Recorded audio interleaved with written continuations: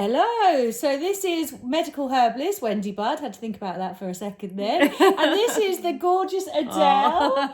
And today we're going to be talking about Adele's journey and also how this came about. I was really shocked that you put your comment under my Facebook. Yeah. Out of all people that I would have imagined commenting and saying, actually, hey Wendy, I've been carnivore for 3 months. You would never have been that person. No, because my history is very much, I have been vegan and vegetarian for quite some time. And I guess just like everybody else really, just really wanting to do the best for the environment, for myself, you know, and just trying to be a little bit conscientious about what we're actually putting in our bodies, and having health issues since I was born, basically. What type of health issues? Well, eczema and asthma. And just full-blown allergies, really. I've had anaphylactic shock a couple of times. Ended up in intensive care in Monaco for about 5 days where they just couldn't stabilise me. So yeah, allergies, massive. I think back then it wasn't really known, MCAS.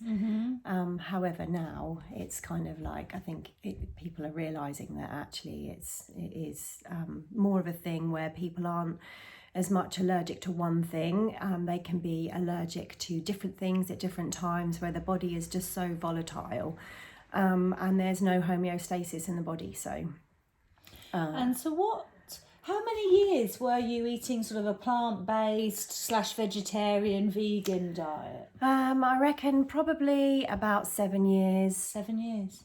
Yeah, about 7 years. And it all came about because I'd had my son, I'd had massive flare-ups, I was on antibiotics, I was on steroids. And then I just chose to eat more plant-based. At the time it was more vegetarian, but it wasn't kind of it wasn't because of the animals, it was because of my health that drove me to it. And then my journey on it became more plant-based. I became quite militant? Yeah, I did. I struggled to go down the meat aisle. You know, that was like a really big thing for me. I was just like, my hackles would go up when I'd go down the meat aisle, and I was just observant of my mind and how these things would change over time, like so organically, you know. It's just like, yeah, and yeah, the militant nature came within me, and you know, started judging others, but not meaning to judge others, but just thinking everyone should be doing the best thing that they can, and kind of like not really realizing that everyone is on their own journey. You know, and people are driven to do things for lots of different reasons.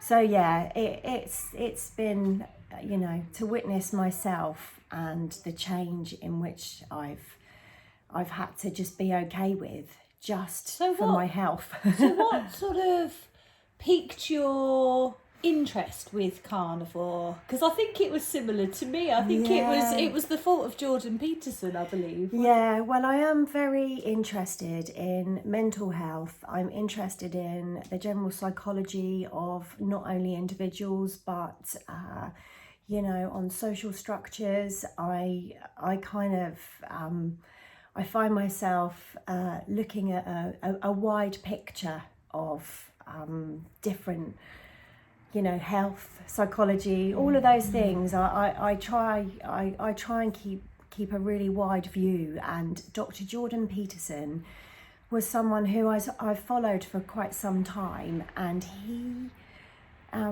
was really poorly and got really, really sick. He had all kinds of autoimmune diseases that was crippling him, and he thought he was dying. And it's one of those things that, you know, again, it's such a it happens so organically, but you know, you keep waking up just thinking my body's decomposing. That's what it feels like.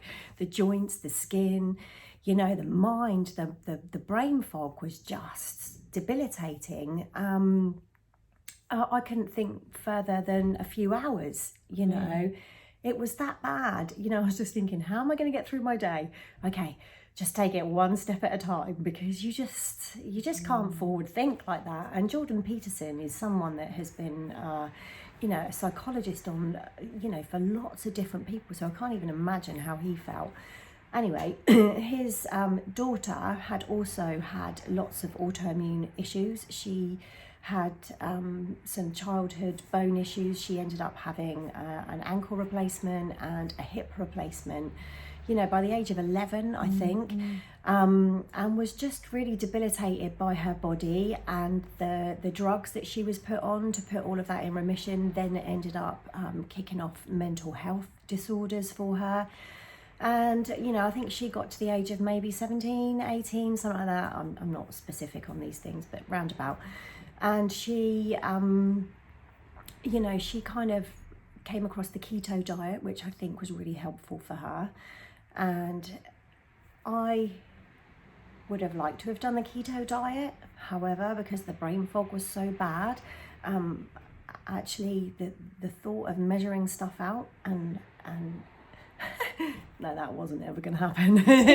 So you literally went complete sort of plant-based into carnivore. Well, no, I guess since lockdown, you know, when lockdown happened, everything changed for me. I ended up just firefighting, and I would just eat, you know, yeah, my whole eating kind of changed over the, you know, yeah, my life has been very fractured, you know, over the last couple of years. And yeah, I ended up eating meat. I've been eating meat for some time, but like the last couple of years, but not, you know, eating lots of vegetables still. And so, yeah, I didn't switch completely from vegan to carnivore. That's not really how it worked. However, I just think the last couple of years for a lot of people, they've probably not been themselves at all and been up against a lot of things that you wouldn't normally, you know, be thinking or trying to sort out. However, you know, I think watching the Jordan Peterson documentary and kind of realising that, you know, what I had been putting in my body was somehow just not helping any of the conditions that I had. So, and what was the main condition? So you mentioned just the brain fog. inflammation all the way, head to toe, inflammation. My joints, I couldn't, you know, my wrists, my job, I'm a neuro rehabilitation assistant. We have to deal with, you know, people that have, you know, got very heavy limbs, and, you know, our bodies ourselves, we have to be strong to support those people that have those challenges. So, you know, and I was just thinking, I'm not going to be able to do this in 2 years' time if my body keeps deteriorating the way that it's deteriorating. So you were losing strength? I was losing, you know, I could feel my bones clicking, you know, so it was almost like my cartilage, my tendons were swollen in my wrists. I couldn't hold a kettle up, you know, just generally my body was just so inflamed. Wow. Just so inflamed. And I sent you a picture of my face. Yeah, I mean, the picture, like a puffer fish. You wouldn't believe it was you, no. Actually. It's almost like you, but with a mask on, because you were so swollen. I mean, even your eyelids were really swollen. It was really shocking. Yeah, it was. And, you know, I had to continue going to work like that. That was, you know, and the stress of feeling like you're just on fire, because that's what it felt like. You know, my only relief was having a shower, and that was bad because I'd then have to put a shower on really hot, which is probably the worst thing, but it was the only thing that would give me relief. You know, that or even a cold shower, I couldn't tolerate it. So I don't know what I was doing, but I just knew that I needed something because I wasn't getting anything from the doctors. The support from any kind of doctor over the last few years has been hard for anyone, you know. So I think outside the box, you know. I am someone that does think outside the box. And you know, when I heard about Jordan Peterson and I realized about actually the inflammation, and you know, my body was just on red alert, and my body was just the noise that my body was trying to decipher because of what I was putting in my body was just too much. And you know, the carnivore diet is it's very simple. It's very simple. How quickly after going full carnivore did you feel your symptoms abate? Well, we spoke about this the other day, and I'm not kidding. Like, even the first day that I started, I got up in the morning, I had a ribeye steak. For breakfast with butter before I went to work. So this is like 7:30 in the morning. And suddenly, like, as I went on in my day, I just realised that I had no background noise. My body was calm. My mind was able to think past a couple of hours. Wow. And I was just a bit dumbstruck, really, because that hadn't happened. And within a couple of days, my skin had started to calm down. The redness had started to retreat. I still had a lot of inflammation, but I could feel that the redness had just, it literally retreating, you know. Big red patches about this big had started to just get smaller just within 2 or 3 days. My tummy, which was always aggravated, calm, just a miracle. And the brain fog. And my brain fog, yeah, within a couple of days too. I was just like, I was so excited. I was so excited that I actually could have a conversation with someone without being distracted by pain, by how am I going to remember this? Just a miracle. It's amazing. It's amazing. And I really appreciate you coming on and talking to me about this, because it is quite an emotive subject, you know. Absolutely. And there is backlash. So especially, I just wanted to ask friends and family, how have they reacted to your new way of eating, coming from that sort of well, I think, you know, my work colleagues have noticed a massive difference in my vibrancy, in my skin, you know, because we're all really sensitive people at my work. And, you know, when someone else is in pain, we feel pain. That's how we are. So, you know, just looking at their face when they look at me, that they're so happy that I found something that works for me. My family just think I'm bonkers anyway, so they're just used to me just being a bit off the wall. But yeah, you know, I think for the past few years I've definitely become, I haven't got the friendship circles in which I did have, because my life has been very insular. I've had to just focus on my own steps moving forwards. You know, I'm not very good at tolerating lots of jibber jabber, you know, and I'm just, you know, just really hankering down now and just really trying to find something that works for me, and really acknowledging that, like you say about the backlash.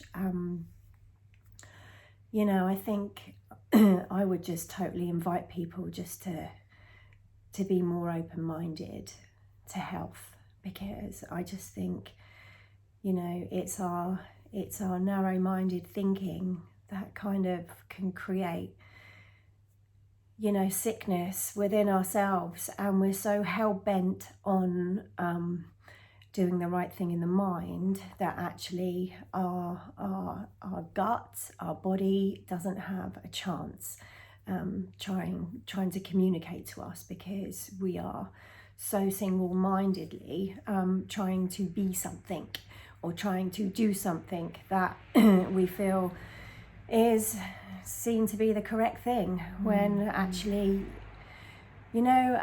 just slightly off the cuff, I went to a talk in London, and it was a talk about veganism and sustainability, and it was talking about meat sustainability, and it was so refreshing. They were young people that were talking about how these lifestyles affect our climate, and I can't remember the details because I was dealing with brain fog at the time, but what I do remember from it was that veganism is not something that is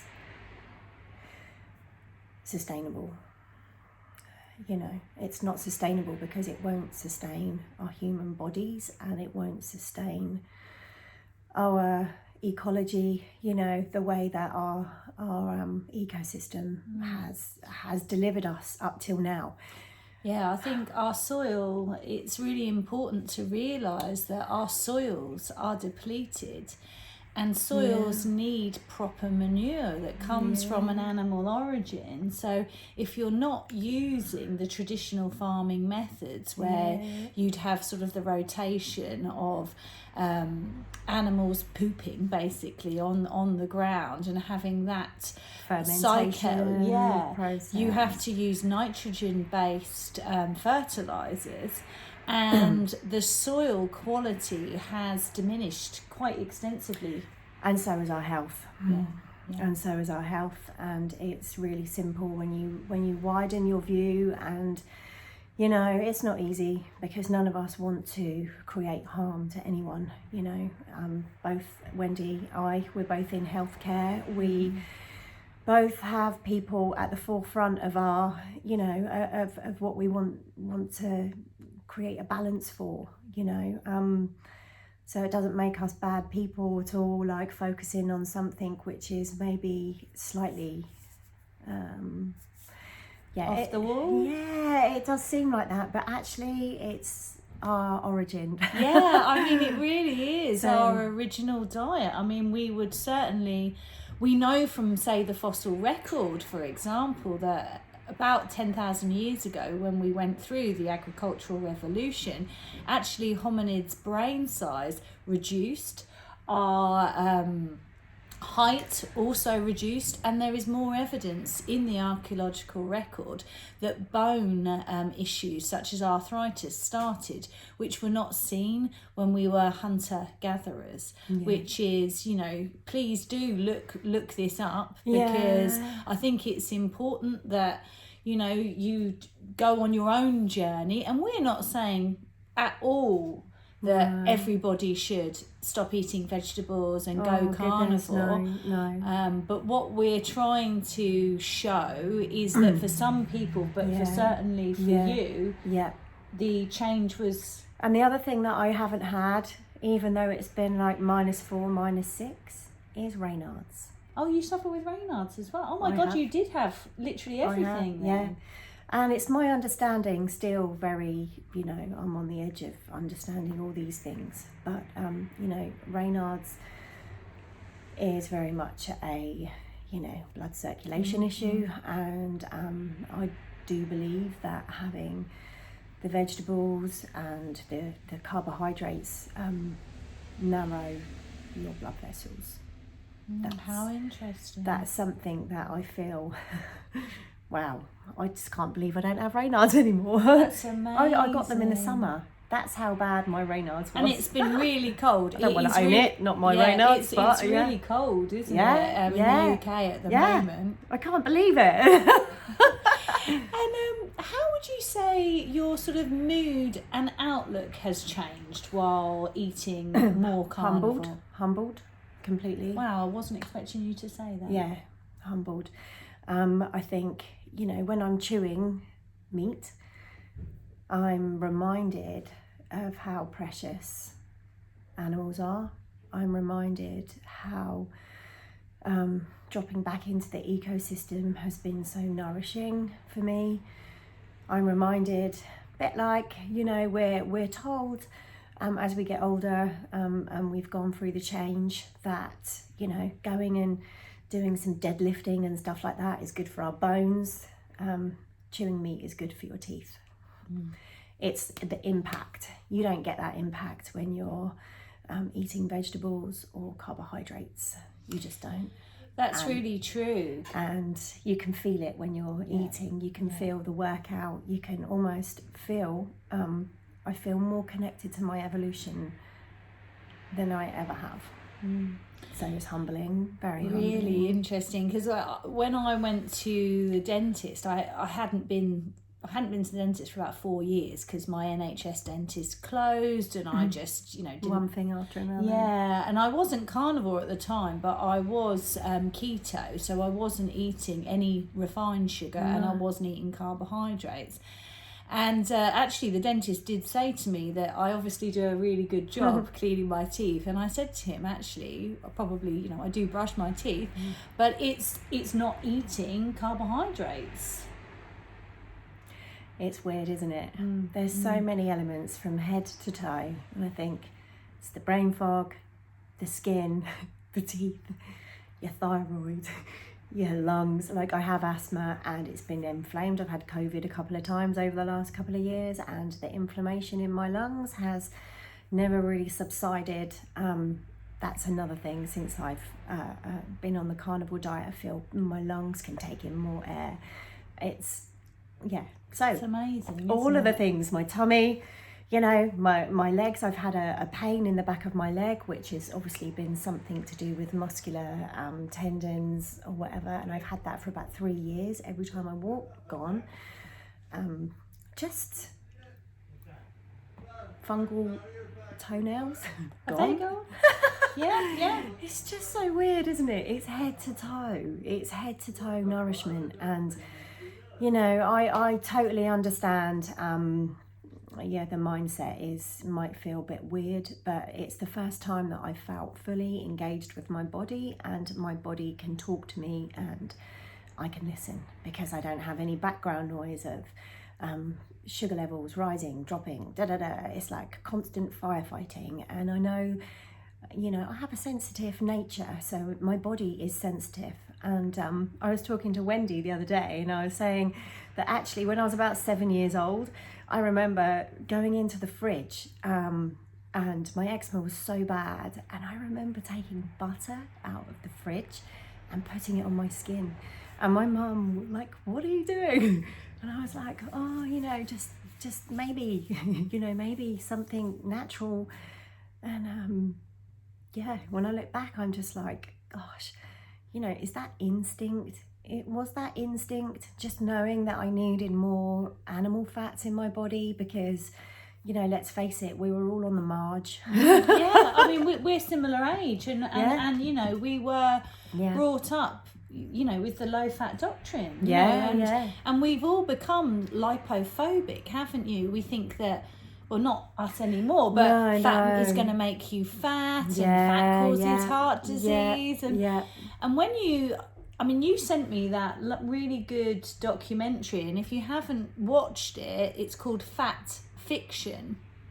Brilliant documentary. It is a really good documentary. And it will really explain how the dietary guidelines are actually not based in any science whatsoever.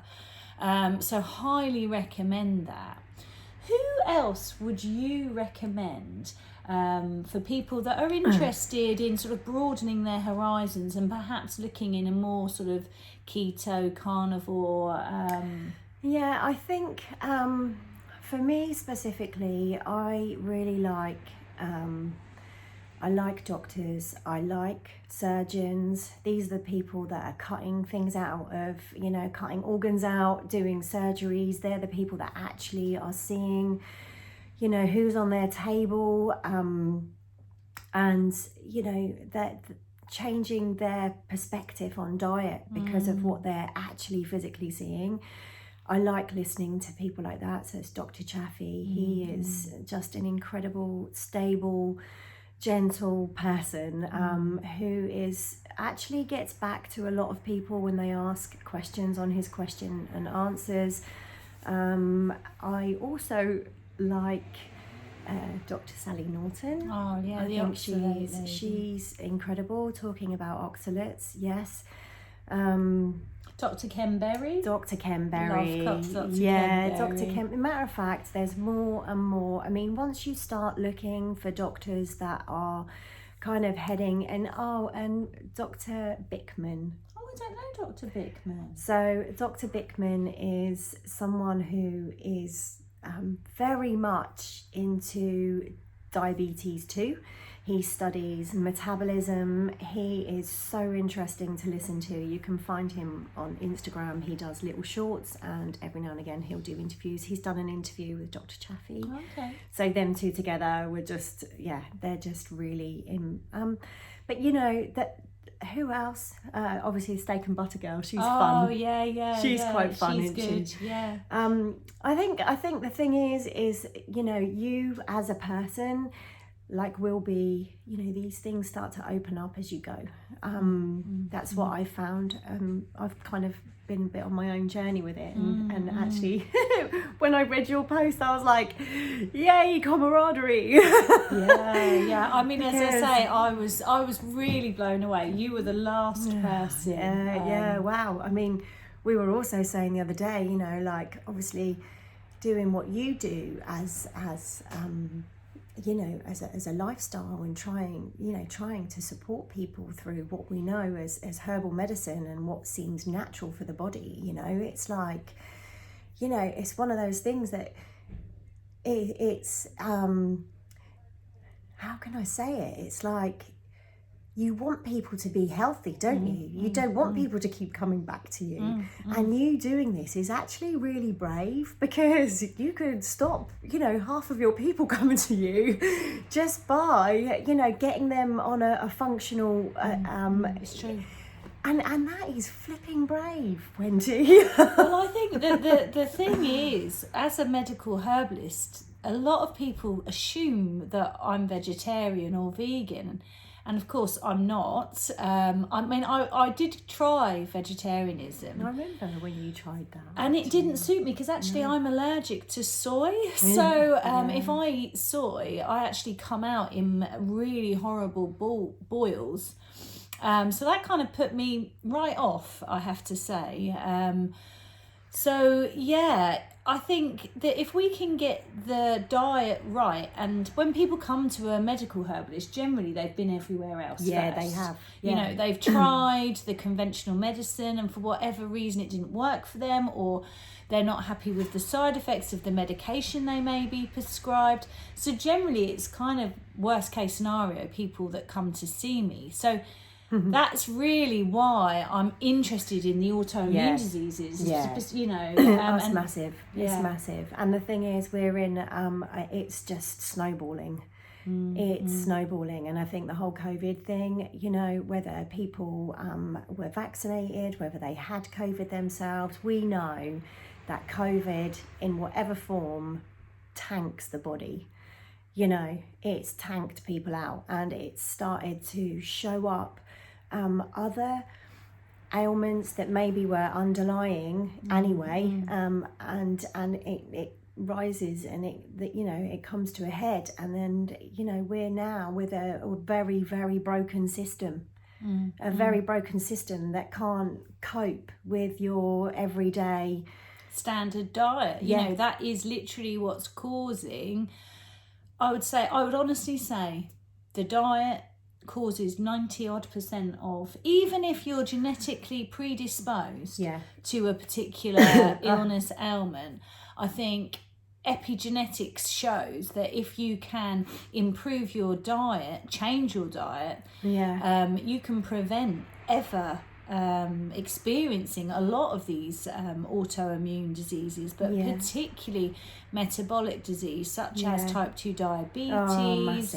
Massive. And other inflammatory sort of joint diseases. Well, you did your study, didn't you, on metabolism and diabetes, didn't you? And I think that's really lovely, because from my limited understanding, and Dr. Ben Bickman, I think you'll really enjoy listening to him, because he talks about, diabetes being very much, lots of people have it and don't realise, and it's showing up in ways that we're, it's showing up in younger people as well, which was... It's awful, it's awful. And it's the metabolism, and it stems from the gut.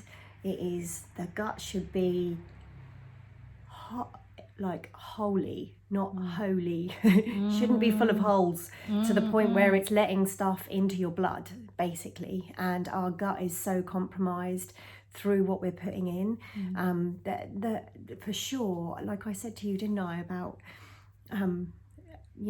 having some bone broth, the bone broth and the steaks. I felt like literally my gut was sealing by the day, and as my gut was sealing, so was my skin. That kind of like what was going on the inside just was immediately showing on the outside, and it, and the metabolism of not going up and down, and for sure I was pre-diabetic, and I check my sugar levels quite often. Do you ever check yours? Well, no, because I'm keto, so I checked my ketones, but no, I know my sugar because I don't eat carbs. Yeah, so you don't eat it, so you don't. But yeah, definitely my journey on getting here, I did start checking it, because I think, that's a good thing to do. It's a cheap, but I think they're about 15, 20 quid or something to get a glucose monitor. But actually to start checking those sort of things is it gives you some sort of insight into what is actually going on in your metabolism. And to wait for blood tests, fasting blood tests, this, that and the other, it's, if you've got issues with your health, especially autoimmune, you should definitely just take stock of your diet. Yeah, take stock of your diet, and take your glucose levels, take stock of that. And then when you go to the doctors, you can take that information with you, and you don't have to wait, because the waiting list is so long to get anything done, aren't they? So it's a little bit of it's a little bit of knowledge, little tip there. You can. I want to just say thank you so much for putting yourself out there, because I know that we spoke and I said, would you consider it? And you were so brave. She said yes straight away. And I think hearing your journey has been such an inspiration. Thank and you. Hopefully it'll pique the interest of some people that may be suffering with autoimmune disease, because it sounds like you had quite a few. They were stacking up. Yeah. Well, they often do go together. People with one autoimmune disease generally are much more likely to have more. So there was a saying, I think it was Anthony Chaffee that said it. He said, misery likes company. And I thought that was a good way of putting it. Yeah. And any other tips or anything you would like to end on, and would you come back and we could do another one of these maybe? I'd love to share this journey. And I think there are a lot of people out there. I know Steak and Butter Gal, even Anthony Chaffee, they have groups aside from what they do, don't they, to kind of support people. And maybe, just maybe, that's something that we could think about doing on a more local level. I don't know, but there are lots of different ways that you can incorporate like crunch into your diet, like if you do go carnivore, or oh yes, butter bites. So these are the butter bites you were telling me about. So Adele kindly brought. So how do you make these? So you literally just get a stick of butter and put it in the pan. Wow, it looks like a toffee. I've never tried one of these. I'm going to try it. Just pop the whole thing in. Yeah. It's just butter melted down basically until it caramelizes. Oh my God, that is like toffee. But they're nice, you know, they're if you're needing to top up your fats, because carnivore is mainly 80% fat, 20% protein. Obviously there are so many layers to this, but basically to start the carnivore, for me, I just did ribeye and butter, and then I've just let my body speak to me without complicating anything. But once you get into it and the brain fog eases, there are lots of different ways that you can keep your fat intake up. And they're nice, that's amazing. Yeah, thank you. I'm going to keep the other one as well. And a bit of pulled pork, you know, and then in the air fryer makes delicious crunch, because quite often with the carnivore you don't get that crunch, do you? But you were saying about your pork scratchings. Oh, I do like a pork scratching, but you have to buy the they're called posh porkies or something like that. Yeah, they don't have any rubbish. And I don't know if they're completely okay, because I think I have a suspicion that they're cooked in sunflower oil. Well, it's funny actually, because I've noticed lots of that billabong stuff and all of this protein snacks and everything else. You look in them, they got sugar in them. They got sugar. They're cooked in vegetable oils. Should I say that? No, shit.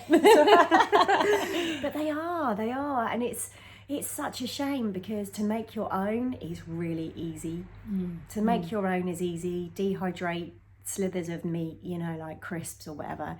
And I do feel like there's actually a space for something like that too, for people to be able to sell that on a local level with, you know, local farmers or whatever it is. You know, I feel like there's something snacky that needs to come out of, because they have it in America and stuff like that, because America, they have to be careful of their health out there, don't they, because of healthcare. So it's so expensive. I always find that there's a lot of forward thinkers over there in so many ways, because they have to think about their health differently.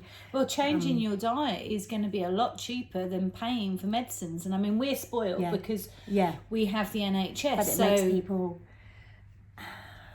Well, I think you get given one drug, and then oftentimes there's side effects, so you're given another drug. And I mean, anyone over 50 generally in the UK is on 3 or 4 medications. They're on blood pressure medication, they'll be on a statin. If people had to pay for that, they may be more open to changing their diet. But yeah, it is. It's interesting, but that's probably another talk. I think there is definitely another talk. Please do leave some comments down below. Hopefully I've sorted all that out, and just want to say thank you so much. You're so welcome, Wendy. You're so welcome. It's all and about we'll health. See you again, and it is. Bye-bye.